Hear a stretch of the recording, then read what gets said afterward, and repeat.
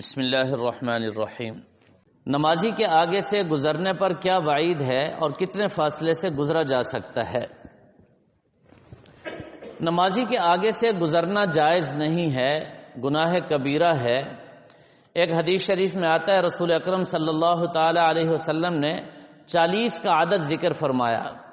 آگے یہ نہیں فرمایا 40 دن، 40 سال، ٹھیک 40 مہینے، مراد کوئی بھی ہو سکتا ہے۔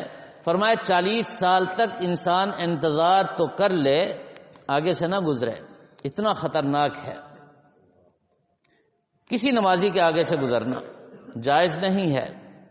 البتہ بہت بڑی جامع مسجد ہو، ہمارے استاد جی نے مثال دی تھی جیسے لاہور میں بادشاہی مسجد ہے، اتنا بڑی مسجد ہو، فرمایا اس مسجد میں جہاں نمازی نماز پڑھ رہا ہے اس کے آگے 2 صفیں چھوڑ کر اس کے آگے سے گزرنا جائز ہے۔